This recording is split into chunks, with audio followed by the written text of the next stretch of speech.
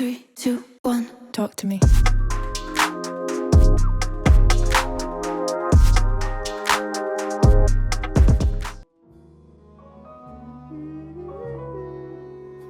Mi ricordo che mio padre Mon père me mi diceva, disait, vedi Maurizio, tu questo vois sarà il tuo Maurizio, lavoro. ce métier sera Se le tu tien si vuoi, tu le veux. però sappi che abbiamo vissuto, Sache qu'il nous a tous fait l'ho vivre, vissuto io, toi, ti ho fatto moi, vivere, ti mon ho fatto père et mon vivere mio grand-père. padre, mi ha fatto vivere il nostro nonno. Però è libera. Tu es libre. Se tu vuoi farlo, Et si lo tu veux le fai. faire, Però fais-le. sappi che fare il gondoliere a Être Venezia gondolier, tu sais, è come essere c'est comme être le patron de il Venise. padrone quasi di Venezia.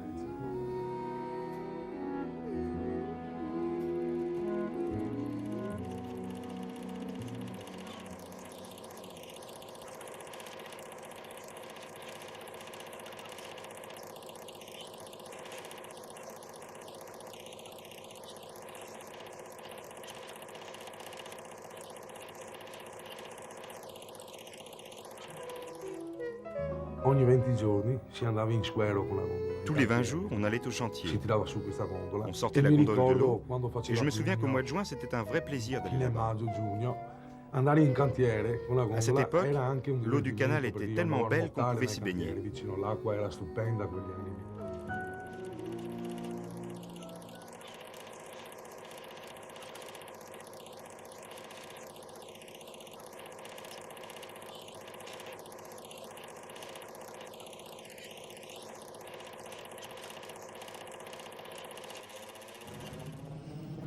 Aujourd'hui, Maurizio a 40 ans, une gondole, un fils. Maurizio travaille au Stadio Sant'Oma. Sur sa carte de visite, il a écrit « Profession libérale ». Maurizio répète souvent qu'il est un homme libre.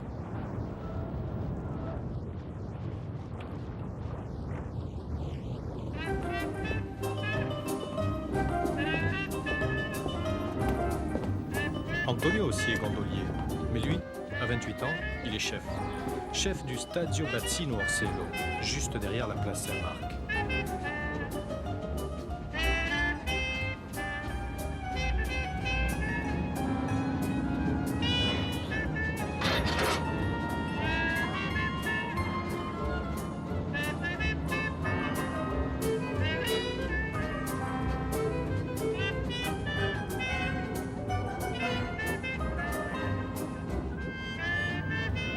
À Venise, il y a 9 stadios, 9 sections de gondoliers indépendantes les unes des autres.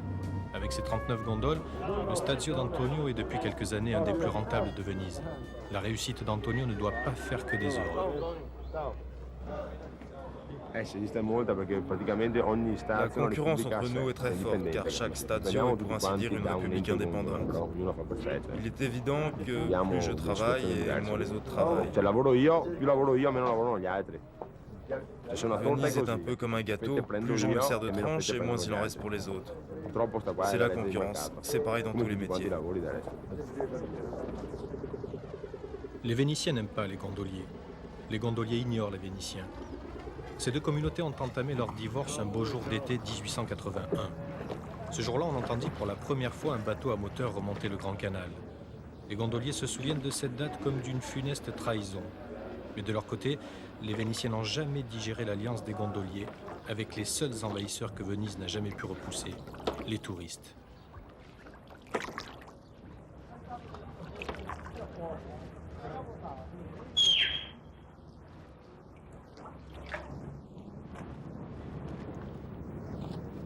Les gondoliers et les Vénitiens ne se fréquentent plus que quelques secondes par jour, sur ces chemins parallèles où les touristes ne s'aventurent pas, sur ces bacs que l'on appelle traghetto.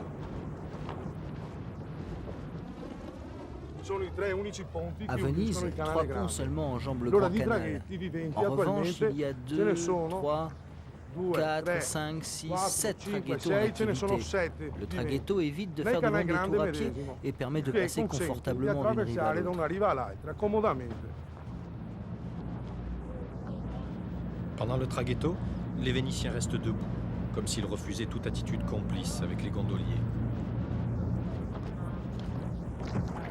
Maurizio rame sans état d'âme. L'hiver, quand les touristes hésitent à monter dans sa gondole, le traghetto lui assure un revenu minimum.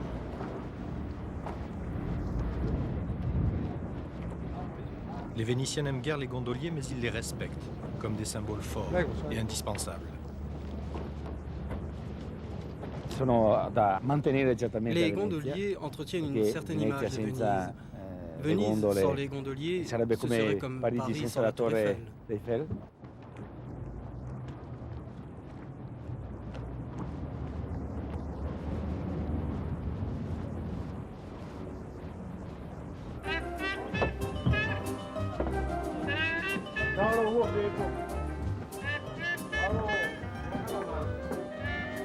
Ça fait longtemps qu'Antonio ne fait plus le traghetto.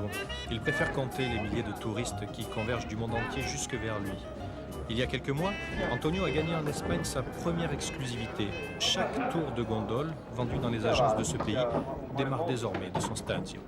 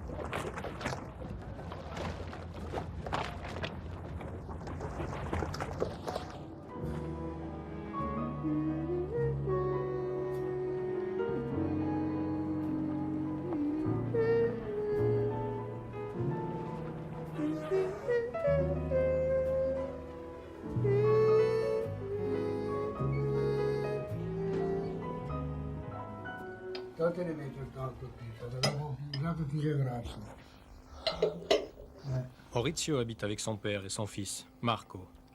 Le père de Maurizio n'est plus tout à fait convaincu que ce métier est le plus noble de Venise. Mais aujourd'hui, il pense toutefois qu'il reste l'un des plus sûrs. Oh, c'est un beau métier, mais avec des hauts et des bas. L'hiver est pénible et très long pour les gondoliers. Il dure environ 7 mois. Et l'été, il faut travailler sans arrêt le jour et même la nuit.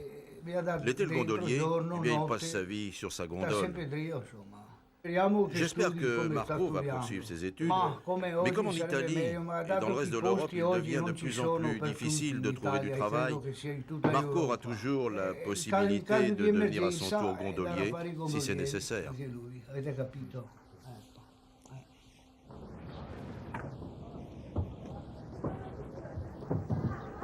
Dans 15 ou 20 ans, Marco pourra reprendre la licence de son père.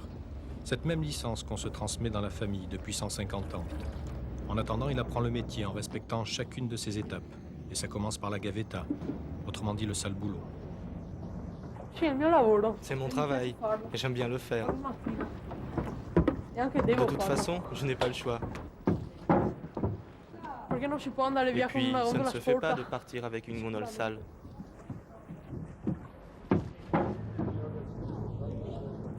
Après la corvée, Maurizio emmène de temps en temps son fils derrière le Campo dei Frari, là où 30 ans plus tôt son père le transportait déjà.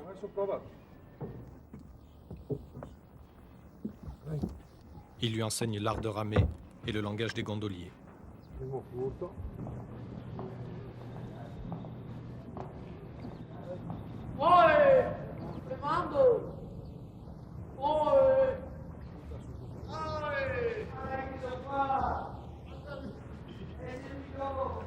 Il lui enseigne aussi comment maîtriser les remous du Grand Canal. Il lui enseigne encore sa haine de tout ce qui avance avec un moteur.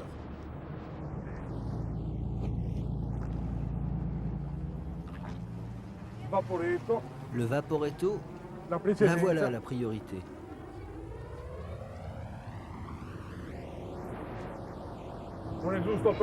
C'est pas juste pour nous, c'est pas juste pour les rives, pour la ville.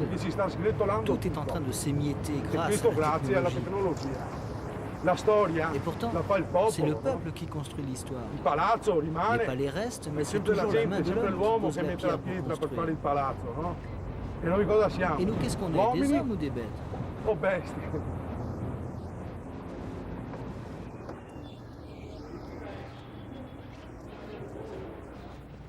Ça, c'est un sandolo. Il en reste une quinzaine à Venise. Il y a peu, ces gondoles bâtardes n'avaient le droit de pénétrer dans la ville qu'après 21 heures. Et lui, c'est le propriétaire, le Sandolisto, un fin commerçant.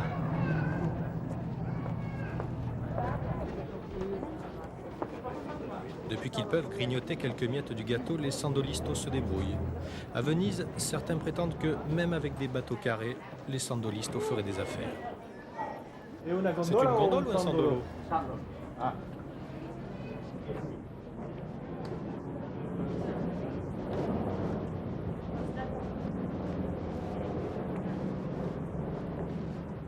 La plupart des gens qui travaillent ici sont jeunes.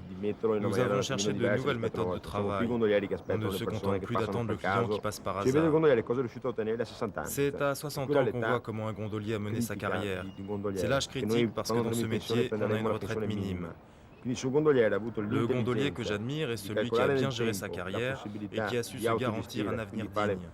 C'est ce type de gondolier qui a mon estime, pas celui qui a gagné la régate historique ou qui est grand et gros.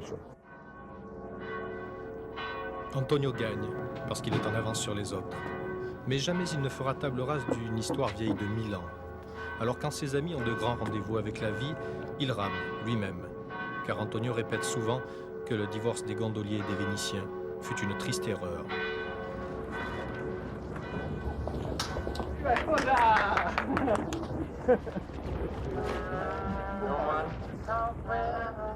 All by myself, no one to walk with, but I'm happy on the shelf. He misbehaving, claiming my love for you, for you, for you, for you.